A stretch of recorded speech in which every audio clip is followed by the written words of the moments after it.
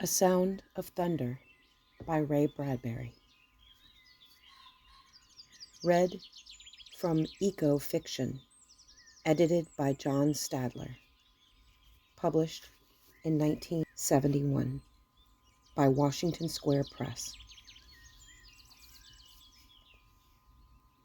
A Sound of Thunder by Ray Bradbury is copyright 1952 by Ray Bradbury.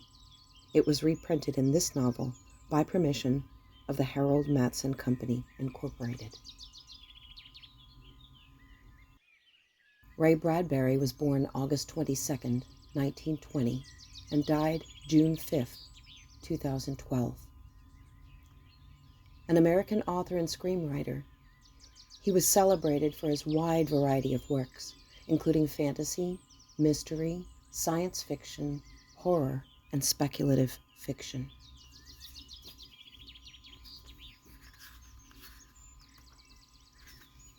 A Sound of Thunder by Ray Bradbury.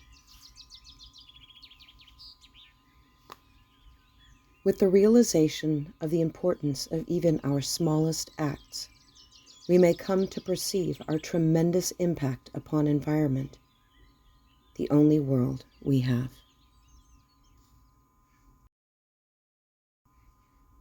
The sign on the wall seemed to quaver under a film of sliding warm water. Eccles felt his eyelids blink over his stare, and the sign burned in this momentary darkness. Time Safari, Inc. Safaris to any year in the past. You name the animal. We take you there. You shoot it. A warm phlegm gathered in Eccles' throat. He swallowed and pushed it down.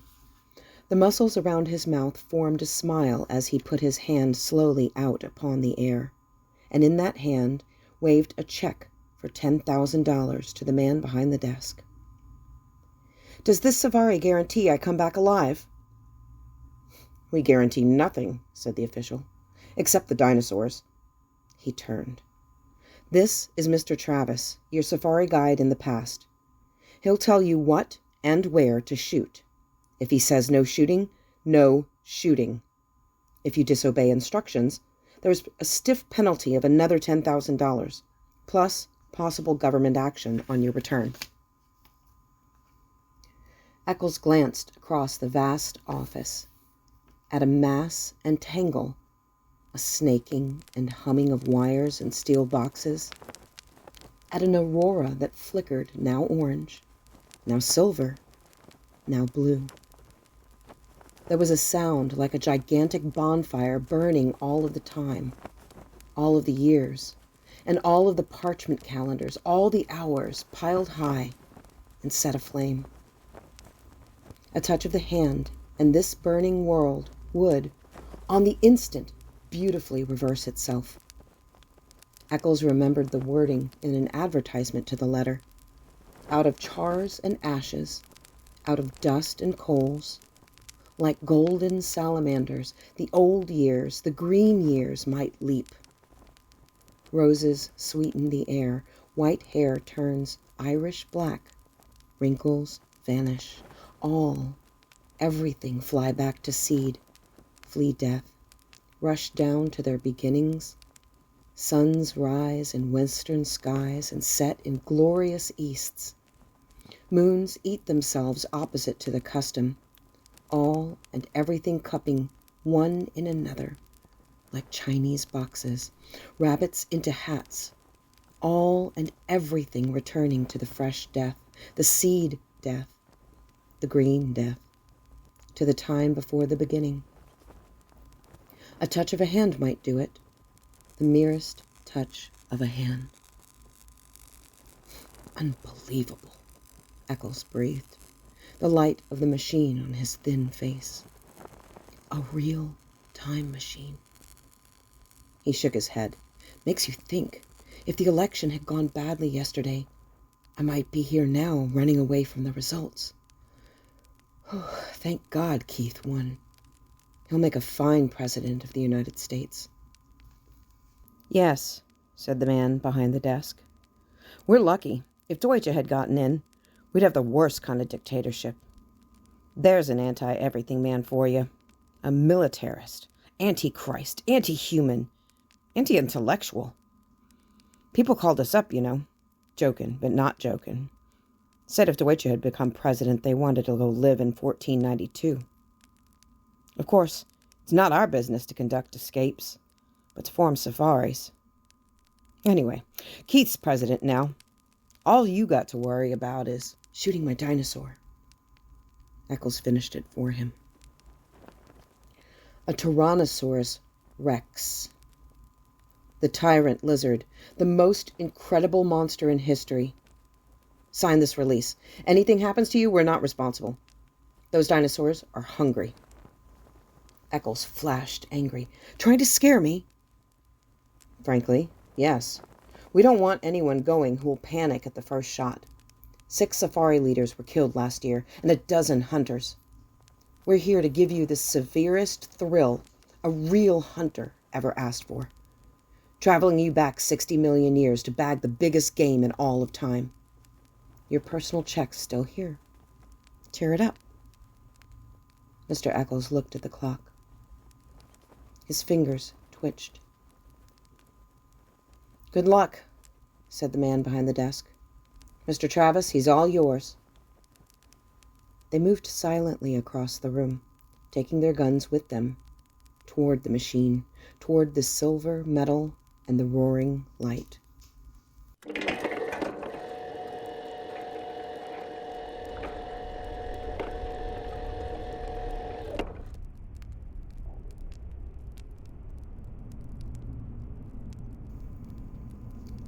First a day, and then a night, and then a day, and then a night. Then it was day, night, day, night, day. A week, a month, a year, a decade. A.D. 2055, A.D. 2019, 1999, 1957, gone. The machine roared. They put on their oxygen helmets and tested the intercoms. Eccles swayed on the padded seat, his face pale, his jaw stiff. He felt the trembling in his arms, and he looked down and found his hands tight on the new rifle. There were 4 other men in the machine. Travis, the safari leader, his assistant, Lesperance, and 2 other hunters, Billings and Kramer. They sat looking at each other, and the years blazed around them. Can these guns get a dinosaur cold? Eccles felt his mouth saying. If you hit them right, said Travis on the helmet radio. Some dinosaurs have 2 brains, one in the head, another far down the spinal column. We stay away from those. That's stretching luck. Put your first 2 shots into the eyes if you can, blind them, and go back into the brain. The machine howled. Time was a film run backwards. Suns fled, and 10 million moons fled after them. Think, said Eccles. Every hunter that ever lived would envy us today. This makes Africa seem like Illinois. The machine slowed. Its scream fell to a murmur. The machine stopped. The sun stopped in the sky. The fog that had enveloped the machine blew away, and they were in an old time, a very old time indeed. 3 hunters and 2 safari heads with their blue metal guns across their knees. Christ isn't born yet, said Travis. Moses has not gone to the mountains to talk with God. The pyramids are still in the earth, waiting to be cut out and put up. Remember that. Alexander, Caesar, Napoleon, Hitler, none of them exists. The man nodded. That, Mr. Travis pointed, is the jungle of 60,002,055 years before President Keith. He indicated a metal path that struck off into green wilderness, over streaming swamp, among giant ferns and palms. And that, he said, is the path laid by Time Safari for your use. It floats 6 inches above the earth, doesn't touch so much as 1 grass blade, flower, or tree. It's an anti-gravity metal. Its purpose is to keep you from touching this world of the past in any way. Stay on the path. Don't go off of it. I repeat, don't go off for any reason. If you fall off, there's a penalty. And don't shoot any animal we don't okay. Why? Asked Eccles. They sat in the ancient wilderness. Far birds' cry blew on a wind, and the smell of tar and old salt sea, moist grasses, and flowers the color of blood. We don't want to change the future. We don't belong here in the past. The government doesn't like us to be here. We have to pay a big graft to keep our finances. A time machine is finicky business. Not knowing it, we might kill an important animal, a small bird, a roach, a flower even, thus destroying an important link in a growing species. That's not clear, said Eccles. All right, Travis continued. Say we accidentally kill one mouse here. That means all future families of this one particular mouse are destroyed, right? Right? And all the families of the families of the families of that one mouse. With a stamp of your foot, you annihilate first one, then a dozen, then 1,000, 1,000,000, 1,000,000,000 possible mice. So they're dead, said Eccles. So what? So what? Travis snorted quietly. Well, what about the foxes that'll need those mice to survive? For want of 10 mice, a fox dies. For want of 10 foxes, a lion starves. For want of a lion, all manners of insects, vultures, infinite billions of life forms are thrown into chaos and destruction. Eventually, it all boils down to this. 59 million years later, a caveman, one of a dozen on the entire world, goes hunting wild boar or saber-toothed tiger for food. But you, friend, have stepped on all the tigers in that region by stepping on one single mouse. So the caveman starves. And the caveman, please note, it's not just any expendable man. No, he is an entire future nation. From his loins would have sprung 10 sons. From their loins, 100 sons. And thus onward to a civilization. Destroy this one man, and you destroy a race, a people, an entire history of life. It's comparable to slaying some of Adam's grandchildren. The stomp of your foot on one mouse could start an earthquake, the effects of which could shake our very earth and destinies down through time to their very foundations.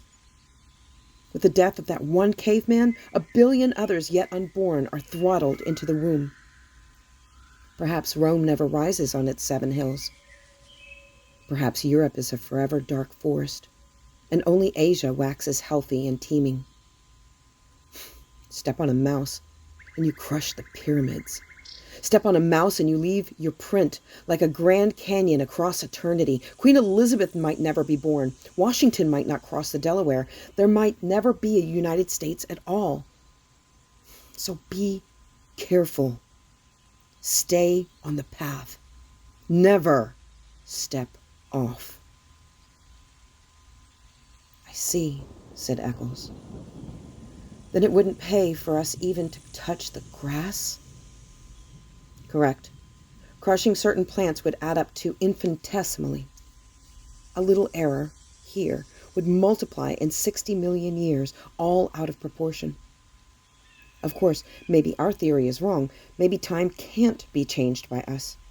Or maybe it can be changed only in little subtle ways. A dead mouse here makes an insect imbalance there. A population disproportion later, a bad harvest further on, a depression, mass starvation, and finally a change in social temperament in far-flung countries. Something much more subtle like that. Perhaps only a soft breath, a whisper, a hair, pollen on the air, such a slight change that unless you looked close, you wouldn't see it. Who knows? Who really can say he knows? We don't know. We're guessing, but until we do know for certain whether our messing around in time can make a big roar or the little rustle in history, we're being careful. This machine, this path, your clothing and bodies were sterilized, as you know, before your journey. We wear these oxygen helmets so we can't introduce our bacteria into an ancient atmosphere. How do we know which animals to shoot? They're marked with red paint, said Travis. Today, before our journey, we sent Lesperance here, back with the machine.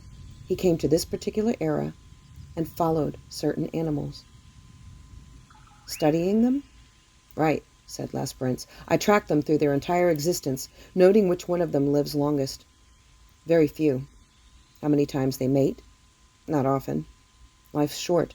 When I find one that's going to die when a tree falls on him, or one that drowns in a tar pit, I note the exact hour, minute, and second. I shoot a paint bomb. It leaves a red patch on his side. We can't miss it.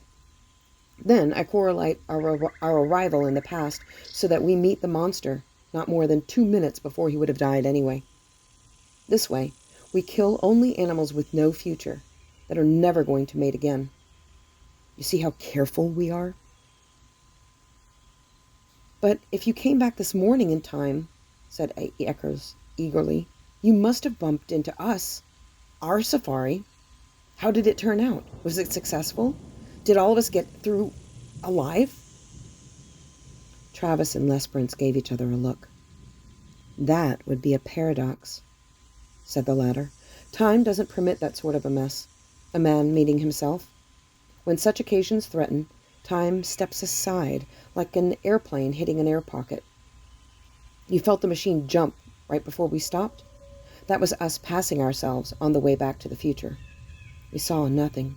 There's no way of telling if this expedition was a success, if we got our monster, or whether all of us, meaning you, Mr. Eccles, got out alive. Eccles smiled palely. Cut that, said Travis sharply. Everyone on his feet. They were ready to leave this machine. The jungle was high, and the jungle was broad, and the jungle was the entire world forever and ever. Sounds like music and sounds like flying tents filled the sky, and those were pterodactyls with cavernous gray wings, gigantic bats of delirium and night fever. Eccles balanced on the narrow path, aimed his rifle playfully. Stop that, said Travis. Don't even aim for fun, blast you, if your gun should go off. Eccles flushed. Where's our Tyrannosaurus? Lesperance checked his wristwatch. Up ahead. We'll bisect his trail in 60 seconds. Look for that red paint. Don't shoot till we give the word. Stay on the path. Stay on the path. They moved forward in the wind of morning. Strange, murmured Eccles. Up ahead, 60 million years. Election day is over. Keith made president. Everyone's celebrating, and here we are, 1 million years lost, and they don't exist. The things we worried about for months, a lifetime, not even born of or thought of yet. Safety catches, everyone, ordered Travis. You first shot, Eccles. Second, Billings. Third, Kramer. I've hunted tiger and wild boar, buffalo, elephant, but now, this is it, said Eccles. I'm shaking like a kid. Ah, said Travis. Everyone stopped. Travis raised his hand.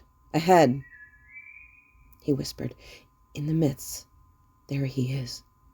There's His Royal Majesty now. The jungle was wide and full of twitterings, rustlings, murmurs, and sighs. Suddenly, it all ceased, as if someone had shut a door. Silence. A sound of thunder.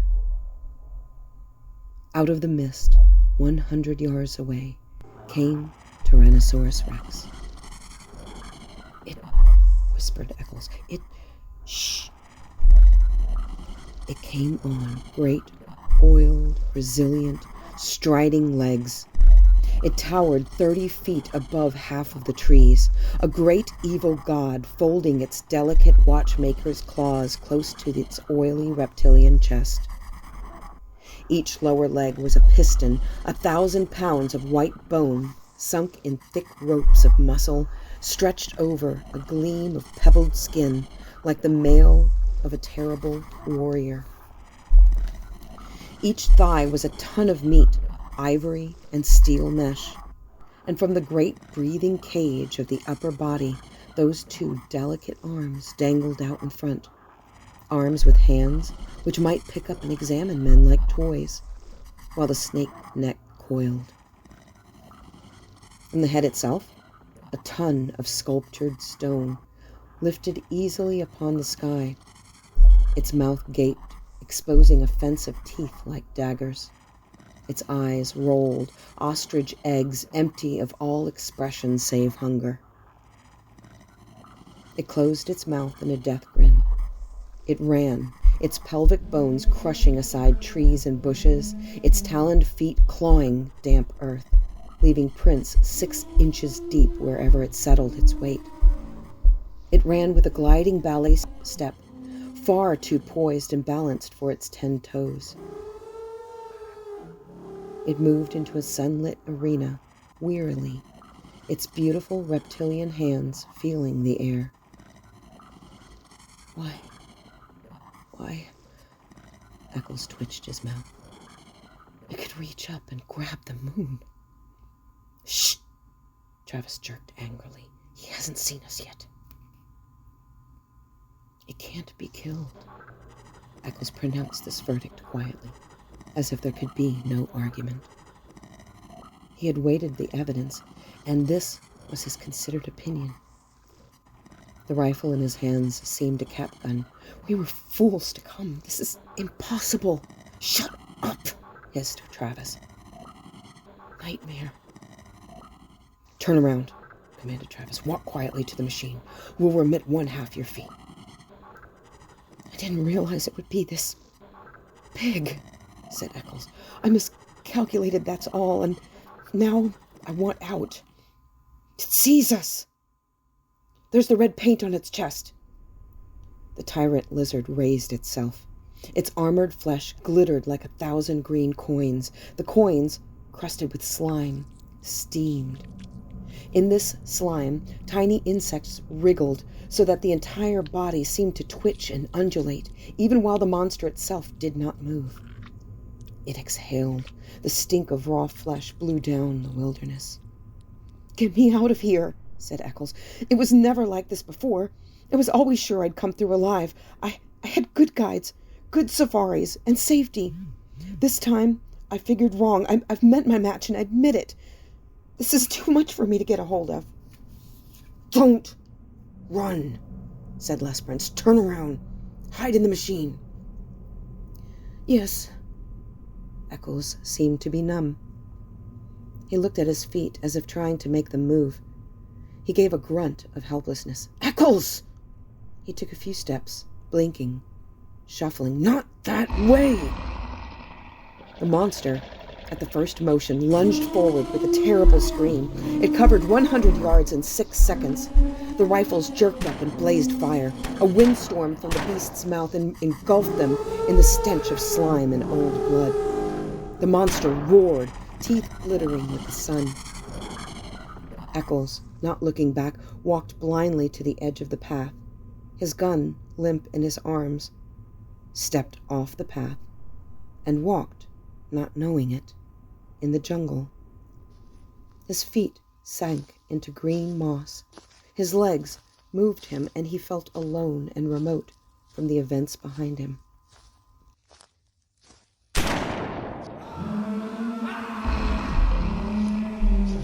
The rifles cracked again. Their sound was lost in shriek and lizard thunder. The great level of the reptile's tail swung up, lashed sideways. Trees exploded in clouds of leaf and branch. The monster twitched its jeweler hands down to fondle at the men, to twist them in half, to crush them like berries, to cram them into teeth and its screaming throat. Its boulder stone eyes leveled with the men. They saw themselves mirrored. They fired at the metallic eyelids and the blazing black irises.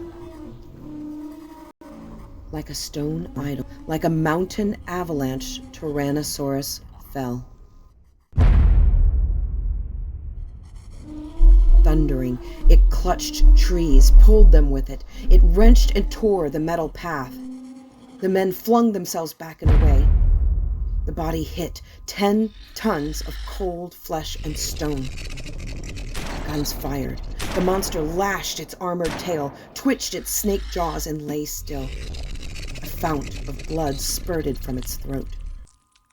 Somewhere inside, a sack of fluids burst. Sickening gushes drenched the hunters. They stood, red and glistening. The thunder faded. The jungle was silent. After the avalanche, a green peace. After the nightmare, morning. Billings and Kramer sat on the pathway and threw up. Travis and Lesbrant stood with smoking rifles, cursing steadily. In the time machine, on his face, Eccles lay shivering. He had found his way back to the path, climbed into the machine. Travis came walking, glanced at Eccles, took cotton gauze from a metal box, and returned to the others, who were sitting on the path. "Clean up." They wiped the blood from their helmets. They began to curse, too. The monster lay, a hill of solid flesh. Within, you could hear the sighs and murmurs as the furthest chamber of it died. The organs malfunctioning, liquids running a final instant from pocket to sac, to spleen, everything shutting off, closing up forever. It was like standing by a wrecked locomotive or a steam shovel at quitting time, all valves being released or levered tight. Bones cracked, the tonnage of its own flesh, off balance, dead weight snapped at the delicate forearms caught underneath. The meat settled, quivering. Another cracking sound. Overhead, a gigantic tree branch broke from its heavy moorings. Fell. It crashed upon the dead beast with finality. There, Lesbrant checked his watch, right on time. That's the giant tree that was scheduled to fall and kill this animal originally. He glanced at the two hunters. "You want the trophy picture?" "What?" "We can't take a trophy back to the future. The body has to stay right here where it would have died originally, so the insects, birds, and bacteria can get at it, as they were intended to. Everything in balance. The body stays, but we can take a picture of you standing near it." The two men tried to think, but gave up, shaking their heads. They let themselves be led along the metal path. They sank wearily into the machine cushions. They gazed back at the ruined monster, the stagnating mound, where already strange reptilian birds and golden insects were busy at the steaming armor. A sound on the floor of the time machine stiffened them. Eccles sat there, shivering. I'm sorry," he said at last. "Get up," cried Travis. Eccles got up. "Go out on that path alone," said Travis. He had his rifle pointed. "You're not coming back in this machine. We're leaving you here." Lesbrant seized Travis's arm. "Wait! Stay out of this!" Travis shook his hand away. "This fool nearly killed us." "But it isn't that so much. No, it's his shoes. Look at them. He ran off the path. That ruins us. We'll forfeit thousands of dollars of insurance. We guarantee no one leaves the path. He left it. Oh, the fool. I'll have to report this to the government. They might revoke our license to travel. Who knows what he's done to time, to history." "Take it easy. All he did was kick up some dirt." "How do we know?" cried Travis. "We don't know anything. It's all a mystery. Get out of here, Eccles." Eccles fumbled his shirt. "I'll pay anything. $100,000. Travis glared at Eccles' checkbook and spat. "Go out there. The monster's next to the path. Stick your arms up to your elbows in his mouth. Then you can come back with us." "That's unreasonable." "The monster's dead, you idiot. The bullets can't be left behind." They don't belong in the past. They might change anything. Here's my knife. Dig them out. The jungle was alive again, full of the old tremorings and bird cries. Eccles turned slowly to regard the primeval garbage dump, that hill of nightmare and terror. After a long time, like a sleepwalker, he shuffled along the path. He returned, shuddering, 5 minutes later, his arms soaked and red to the elbows. He held out his hands, each held a number of steel bullets. Then he fell. He lay where he fell, not moving. "You didn't have to make him do that," said Lesperance. "Didn't I? It's too early to tell." Travis nudged the still body. "He'll live. Next time he won't go hunting game like this." "Okay." He jerked his thumb wearily at Lesperance. "Switch on. Let's go home."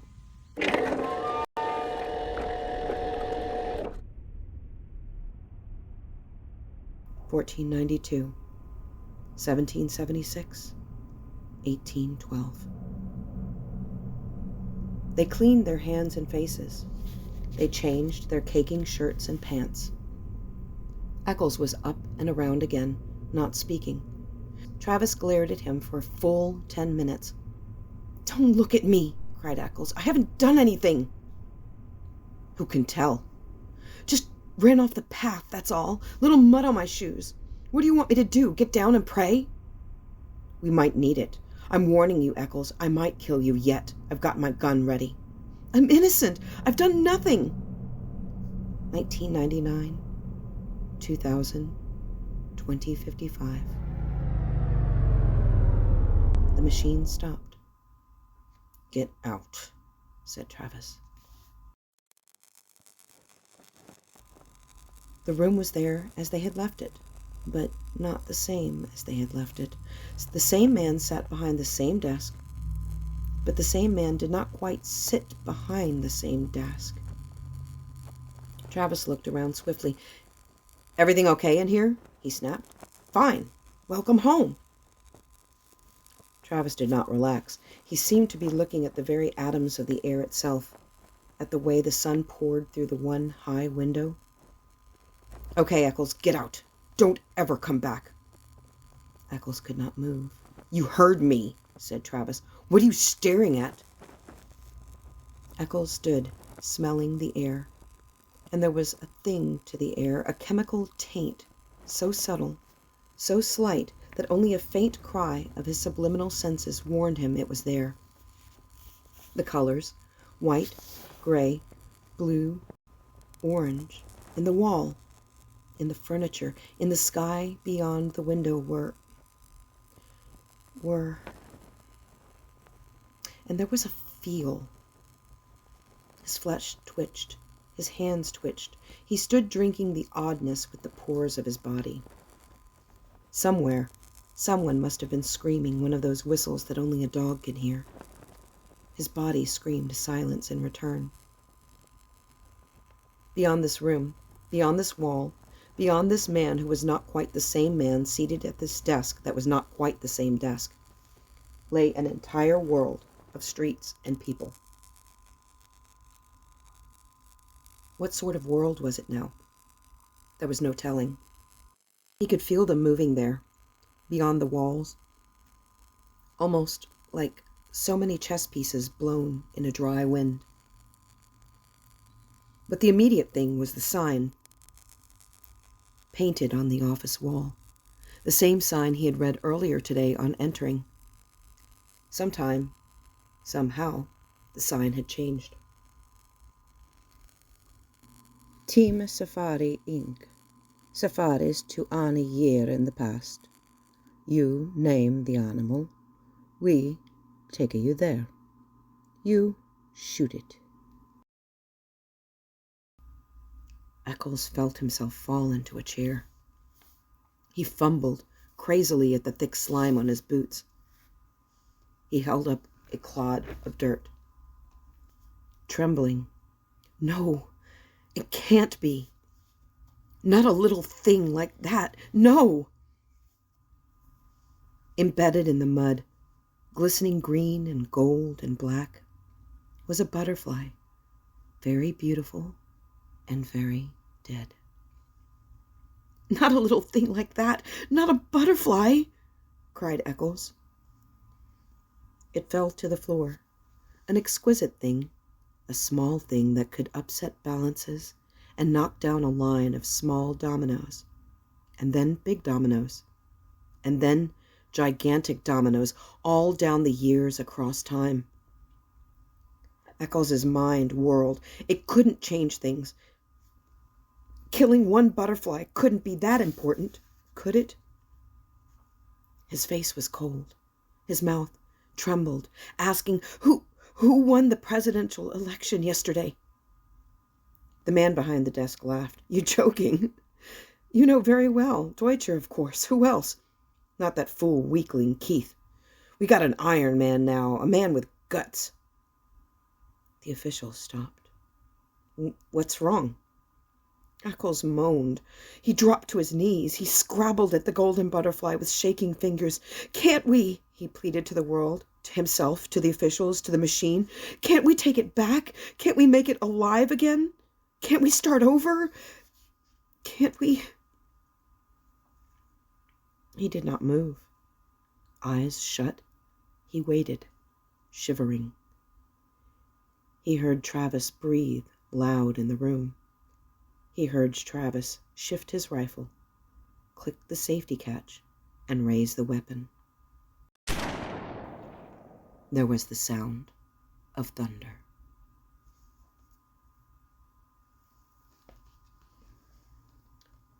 This was A Sound of Thunder by Ray Bradbury.